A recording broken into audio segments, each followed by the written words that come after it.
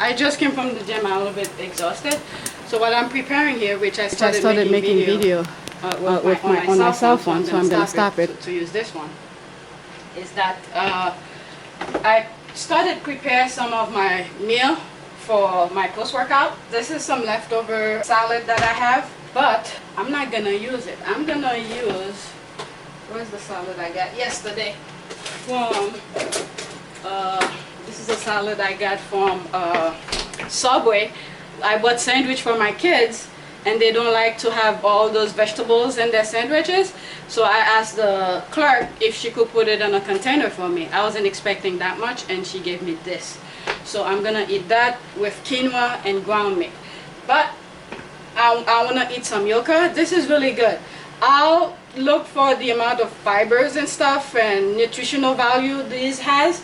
I don't think I'm really eating it for that, although it's partial, but I like it when it's boiled. So I'm gonna boil it. However, I'm gonna peel it because the skin has an oily kind of thing on it, and when I put it in the stove to boil, it usually leave like a really thick muggy kind of thing to clean. It's difficult to clean.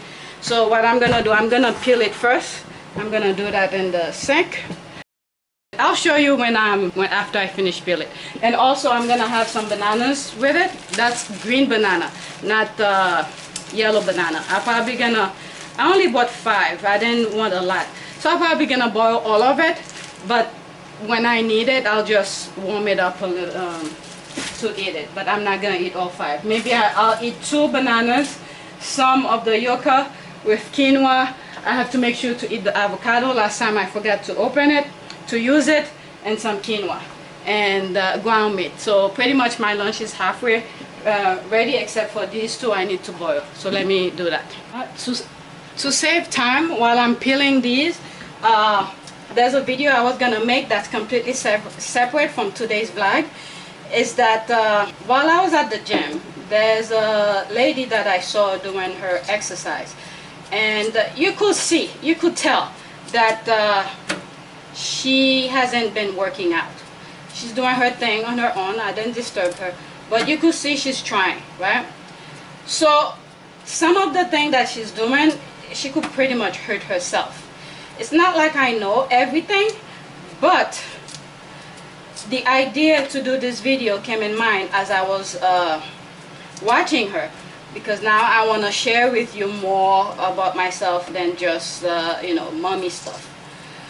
So my principle when it comes to exercise is that if you cannot do it without any weight, if you cannot do body weight movement, like regular squats without having a barbell on your back or a dumbbell or something like that, if you cannot do a regular squat like this with nothing, like this regularly, there's no reason for you to add any weight on your shoulders. So the lady was actually, it seemed like she was killing herself, and she went slightly a little bit heavy. So I mind my own business. Sometimes I get involved, and then after a while, after I go and tell my point of view, and I feel bad about it because I felt like it's not my business, and I'm not a trainer for me to go and tell people what to do. So I just mind my own business. So here's my point when it comes to fitness. I have a lot of videos on that on my fitness channel. Is again, if you cannot do it, any movement that you can do, you see people doing in the gym with weights, if you cannot do it on your own without any load, don't do it. So when I just decided to lose my pregnancy weight, the first thing that I did when I went to the gym, I use only machines. I have a video, I remember very clearly I did that video where I talk about how I progressed myself into the gym, because it had been a long time since I've been to the gym, so I didn't want to jump in and do heavy stuff when I haven't done it in a while. So I had to retrain my body to start from scratch to get used to it's like trying to remind my body how some of the movement used to be. So what I did is that I did full body every single day, but with machines. They have machines for every movement, for every muscles of your body, and every gym, pretty much. I would say maybe not CrossFit gyms, but you know, commercial gyms and stuff like that. They have machines for all of your muscle group. So yeah, I usually did, I will start around with whatever machine that was there. Maybe I'll start with chest. I'll do 2 sets or 3 sets of 10, and then move to the next machine and do 3 sets of 10. I was not killing myself to do any of those movements. I went at my own pace, and as my cardio increased, my rest time was shorter and stuff like that. So I don't really like to do cardio where I'm running on a treadmill. Very rarely I do that, but I use my rest time, very short rest time, as a form of cardio, and it works. And then walk around the gym. I'll put the link of that particular video, if I remember to do that, in the description for you to look at and what I talk about. So there's no reason for me to make this video that long for repeating the same thing. So yeah, and another thing that I did is that, which I believe I have a video of that too, is when I decided to really focus on my fitness, I went online and print out how do you call this, anatomy, a muscle kind of picture. I have it here. I probably will take a picture of it on my cell phone, show you, of the human muscle body, where the muscles located and where the attachments are. The reason I did that is I didn't want to go to the gym to waste my time. If, for instance, I'm going to the gym to do chest or something like that, I wanted to see how the chest muscle is attached to my arm and things like that. What movement I can do to help me stretch the muscle and contract it. That's pretty much what the exercise is, or when you're trying to build up your muscle, is stretch it and contract it. So knowing the insertion points of the muscle and where they attach to the bones and joint and things like that, it really helps a lot, which will help you see what movement you can do to pretty much stretch it. So that particular, it wasn't the best, I guess the best picture that I came across online. It was a long time, so I don't think a lot of people were posting things like that, but I grabbed the best one that I came across with, and I used that particular picture just to help me when I need to see where the muscles. Okay, now that I finished peel the Yoca, there's the I could just show you guys my face. So what was I saying? The insertion point of the muscles. I have a picture just to remind myself, what movement can I do to stretch the chest muscle. If I do this, how will I, how far I could stretch it, and things like that. So your shoulder joint is a ball and socket joint, where it pretty much can move 360 degrees. But if you never done certain movement, don't go in the gym for the first time and do some crazy movement where you could dislocate it. So if, for instance, the first time you go to the gym, you're trying to rotate your shoulder, whatever it may be, you start again, if you cannot do it, if you cannot do the movement with your arm like this, there's no reason for you to add weight. So let's say you want to be able to extend your arm like this and bring it back, and you cannot go this far. Guess what? Obviously you must speak to a doctor. A doctor should guide you and things like that, and the trainer will guide you to all of those things. But if you're trying to do it on your own, don't think the first time you go to the gym you're gonna be able to extend your arm. That's just an example, right? So today, let's say you can only do this. So make sure every day you push yourself to go slightly further. And again, I have a series of videos where I did for my aunt. Now I think she's in a wheelchair. I haven't seen her a while, but the time that I did those videos was she was walking like this, right? And then I did those videos to sort of help her, and I told my cousin to tell my aunt to look at those videos, some movement she can do at home to help her. Now I don't think she ever watched it, because now I believe she's in a wheelchair. So when you see your body start crumbling like this, mentally try to bring it back. I have sciatica, my lower back.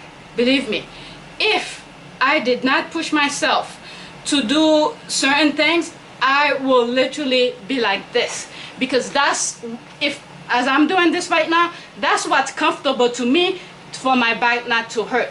So if I let that comfortableness remain in that position, that's where it's gonna be. But I know I wanna be able to stand up right. So I push myself to be able to stand up straight and align myself and things like that. Plus, as I mentioned, alignment. Another thing that you need to keep in mind when you're doing your movement, exercise movement, whether it's body weight or with load or weight, your body should always be at a neutral position. Okay, neutral position meaning you stand up straight. Not one side is like this, not like this, not like that. Straight and aligned. So when you're doing your exercises, no matter what exercise, all of it, you need to keep your body at a aligned, neutral position. So if you're doing stand-up, you're standing up to do some bicep curls, keep your body aligned and you do your bicep curls. You want the muscles that you're trying to target to do the work. Even trainers, I've seen them doing this, but who am I to go and tell them you're doing it wrong? You know, they do their thing, but some people, however, they know how to, how will I say that, lock their body. Let's say if they want to stay like that and they target not only the bicep but some other part of the muscle, they know how to eliminate other muscle group from doing the exercise. So the goal of the exercise is to make the muscle that you're trying to target to do the work. Don't recruit, don't bring in other muscle group to do the work. So once you align your body, you stand up straight, it's neutral position. Your core, you keep it tight where, you know, when somebody's gonna punch you, you know how to brace yourself. That's those muscles you wanna really incorporate to locking your core. Okay, you lock your core, you bring it in and you tighten it, and then you have to learn to breathe while the abdominal, the core. Let me bring this slightly down so you can see what I'm talking about. I want this video to be slightly short, but it's already 12 minutes. So when you lock your body, okay, this is relax mode. Okay, see, it's flimsy. Now if I lock it, okay, you brace yourself, okay, it's tight. That's how you can see some of the abs or whatever when it's locked. And you need to be able to breathe when it's locked like this. You lock your core, right? And then let's say if you're doing, I'm relaxed now. Let's say you're gonna do bicep curls, lock the core, you breathe in, there, it's locked. Okay, I'm still breathing as my core is tight, and you stand up straight, it's aligned, and then you do your bicep curls. Okay, don't go like this. Now you involving your glutes, your butt, your abdominal. Now, you know, when you're doing this, your abdominal is involved, and a whole bunch of other muscles is involved, but the muscle that you're trying to, it's just doing the movement. It's no longer doing the work where you're trying to build it up. You want to improve, make, you know, have big biceps or something like that. So if you lock your core, you make the muscle that's gonna do the work, you should see improvement really quickly, because a lot of people, they get upset when they realize that you know, certain muscles are not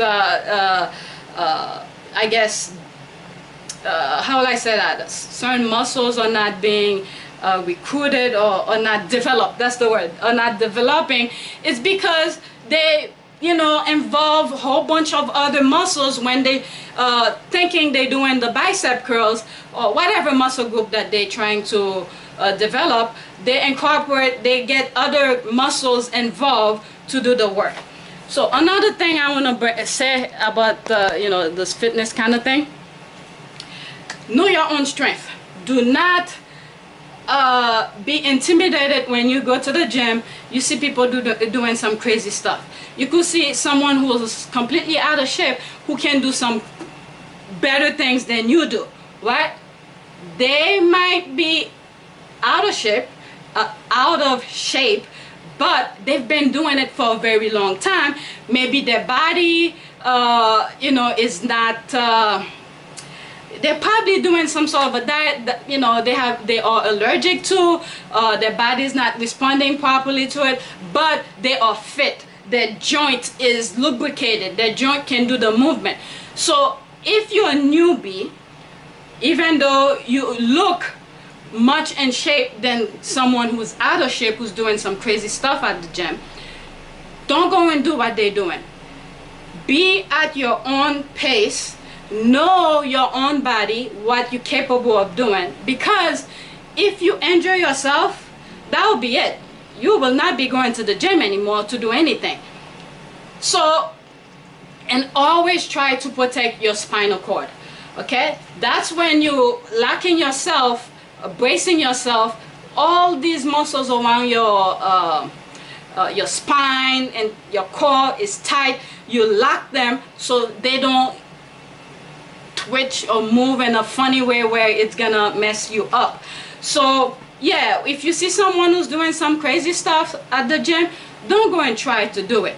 You could make it as a goal for you, for yourself, to eventually to be able to do that. So you will have to start from scratch, from the basic, see how the movement is performed, what muscle group in your body that needs to develop, what joint that needs to be able to function to be able to perform those movements. So don't go from 0 to 10, okay? 0 meaning that you never done anything, and 10 is where you pretty much have been doing it for years. So for instance, for me, since my sciatica, there's a lot of exercises I've eliminated in my routine. I don't do deadlift. Anything that will, any weight that's gonna involve, that's gonna be on my spine, I eliminate. I used to do squats with barbell on my shoulders, you know, I've eliminated that. Why? Because of my sciatica, and I know where the problem started. It's from my lower back. It's, I guess, it's accumulation of stuff that I've been doing since I was an, I guess, kid to college. You know, I was an athlete, so I probably, it's accumulation of stuff that eventually, you know, gave in, where my, what's the, is not C, whatever, my lumbar is up here, whatever, C4 or C5 or something like that, that's messed up. I have a video that explains my sciatica. If I remember, damn, a lot of videos I need to search to put in the description. But again, it's better to go on my fitness channel to see some of the things that I'm talking about. I'm not an expert, but I share a lot of things that I feel like that works for me. So this is probably gonna be, oh, my thing is cooking, another video. Maybe I'll leave it in here. But the thing is that since I came back from camping with the family, I know I've mentioned a couple of videos, because I've been tracking my weight for 2 weeks now since I came back. So this morning I weigh myself, I am 134.4. so what I've done, I will do a video only focusing on my nutrition for those 2 weeks and how I eat. I still eat what I like. I control my portion. I don't starve myself. and when I know I'm gonna be overboard, I stop. For instance, the other day something happened. Oh, it was not in my plan to eat it, but I saw it and I wanted to eat it, and it boosts my my weight automatically. It's banana cake that my brother-in-law sent with the kids for them, leftovers, and they sent it, and I took a little cube of it, and if I knew I was gonna eat it, the ice cream that I ate maybe an hour before, I will not eat the ice cream. So that's how you sort of juggle your nutrition. There's no nutritional value in eating ice cream. It's just a treat for myself. I wanted to eat it, I ate it. Then I saw the banana cake, which was not in my state of mind for the day to eat it. When I opened the kids' bag, I saw it. I was like, oh, let me take a little bit, and that with the ice cream sort of boosts my my weight slightly. I wasn't upset about it. I just didn't eat too much of it. I saw it, I ate it, my weight is going down, and I don't try to kill myself for things that I should, whatever. It's just me who wants to lower my weight. It's not a big deal. And one thing I know is that whenever I say I'm gonna be on a diet, I try not to use the word diet when I'm trying to diet. Why? For some reason, I've done it like 4 or 5 times. I tell myself I'm gonna be on a diet, and I ended up eating much more. It's like the diet is a trigger to, it's like it's a disease or something like that. So I never use the word diet when I'm trying to lower my weight. I just try to control my portion and what I eat and how I eat it and when I eat it. Certain food affect my body than others. If I eat let's say oatmeal or something like that, although it gives me energy, it's a form of carb, it's something I should be eating when I go to the before I go to the gym, but I get bloated when I eat it. So you have to watch how certain food affect your body. It either doesn't go with you, or you're allergic to it, or it makes you feel certain way. So if you're doing something, let's say you're gonna go to a party or something, you're gonna be at a social place, something that you eat that you know is gonna give you diarrhea, obviously you know you're not gonna eat it.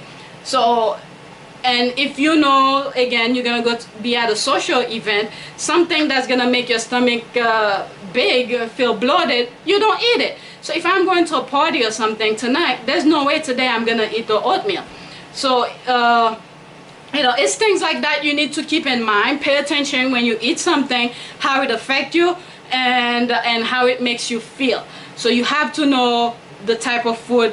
I think they got term something effect about food. I forgot the term they use, but it's something you need to pay attention to when you're trying to stay healthy, to stay fit, and things like that.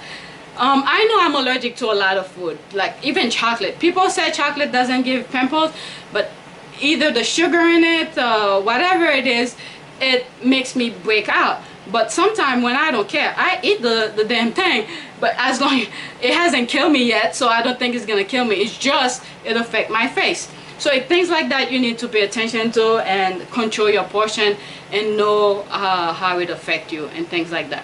So that's it.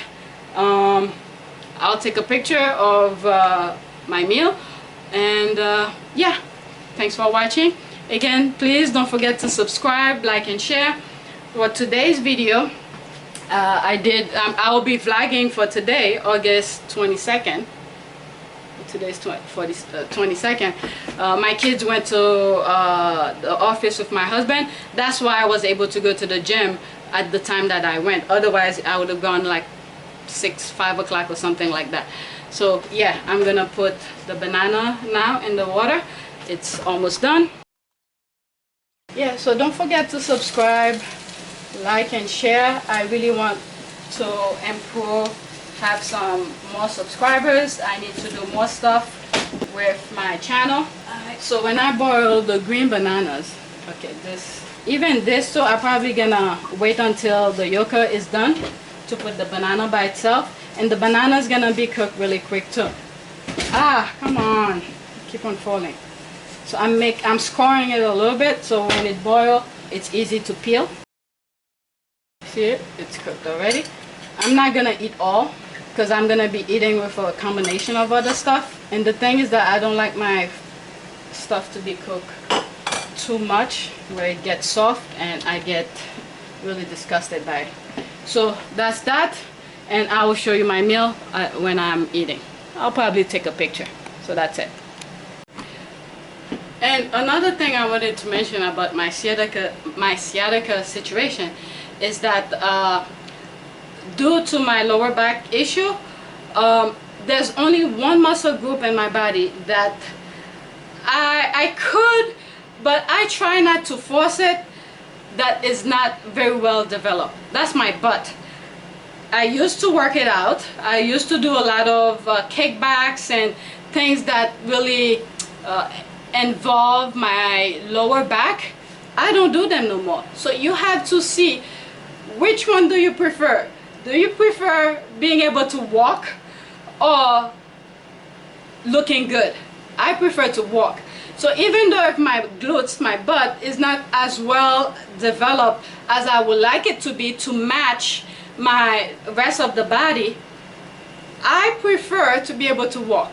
So I don't do as much exercises that will help develop my glutes, because it involves those spinal cord area. I forgot which level, I think C4 and C5 or something like that, that are, what was it? The doctor told me, I forgot the term of it. It's where the cushion between the spinal, the vertebrae, the cushions between the vertebrae have sort of deteriorated, and now the the bones, the vertebrae are trying to build up. So now what's happening with my lower back is that the bones, you know how your vertebrae is, it has a little series of bones connecting to each other. So the cushion between each of the cushion between each bone is gone. It's gone. So what's happening is that instead of having the cushion now, the bones are, I guess, how is it? Touching each other. So it usually, what triggered that sciatica is that it triggered the nerve. So the nerve that connect that particular vertebrae runs from my, whatever the insertion point, I don't know. Okay, I'm just giving you the idea where the bones are friction or touching each other. It touched oh God, it touched the nerve that runs from that area to my leg.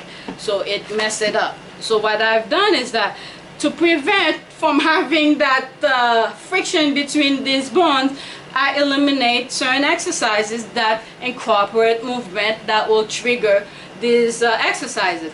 However, occasionally, depending on how I feel at the gym, you know, I try to move the hip muscle so it doesn't lock in, because I still want my hip to be able to move. I need to be able to do things like this. Okay, your hip can move side to side and, you know, front to back at a certain level. So yeah, just because you want your body to look certain way, you don't risk your life to make that body look good. At least that's me. I will not risk being able to walk just to make one muscle group to look good. So it doesn't make sense for me. So whenever, depending on how I feel at the gym, I will do certain movement to target it. Unlike before, I will have days where I focus on my glutes only. I will have days where I focus on chest only. I will have days where I focus on back, legs, or something like that. But glutes, and as a matter of fact, when you see me doing my leg exercises, which I had recorded prior before when I'm doing the leg press, you see my back is up against the rest pad. It's not being on the seated pad, because